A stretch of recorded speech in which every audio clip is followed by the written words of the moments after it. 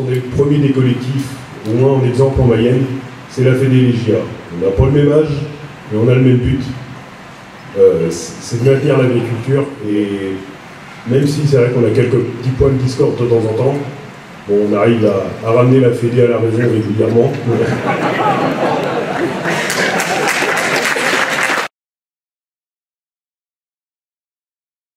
Par rapport à l'engagement, c'est la notion de partage, la notion de partage et la notion d'échange envers les autres. Donc c'est une des valeurs humaines que je pense être primordiale. Alors pour moi, deux mots qui représentent l'engagement, c'est la passion et la détermination. Et donc deux mots, j'adore ton mot passion, parce qu'il me semble que dans le monde agricole, Michael, pour être agriculteur, si on n'est pas passionné, à mon avis, ça va être compliqué. Et c'est un mot que je retiens. Et le deuxième, je vais reprendre les propos d'hier de Bernard Hinault à Paris, la volonté de réussir.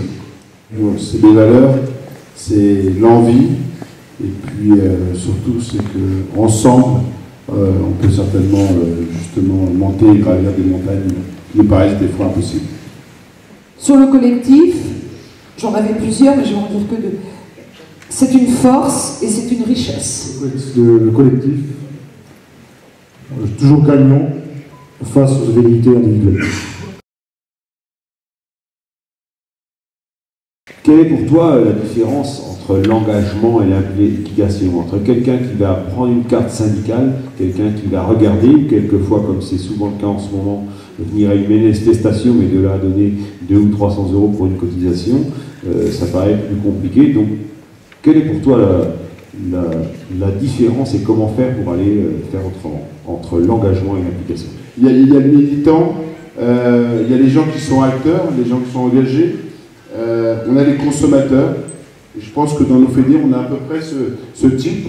Et on a des gens qui demain aujourd'hui sont consommateurs, c'est-à-dire que les gens qui viennent à nos actions, qui viennent chercher des services, parce que globalement, on met en place dans nos départements pour la main-d'œuvre, pour un accompagnement sur le dossier PAC.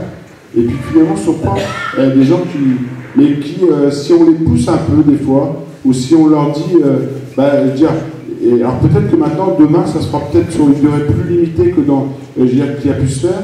Et c'est là où justement il y a ces passerelles à faire. Et finalement, on devient des vrais militants.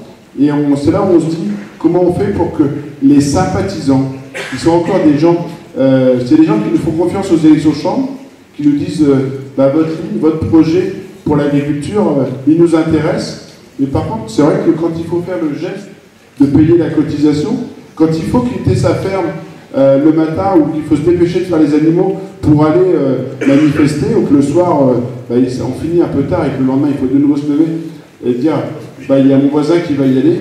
Non, c'est qu'aujourd'hui, très clairement, on ne peut pas se dire ça. On ne peut plus. Demain, avec les demain, finalement, c'est vous tous. Avec les demain, c'est l'agriculture d'aujourd'hui, telle qu'elle est. Et c'est un collectif, c'est une plateforme de communication. Là encore, on va la jouer complètement collectif. Aujourd'hui, c'est 14 organisations.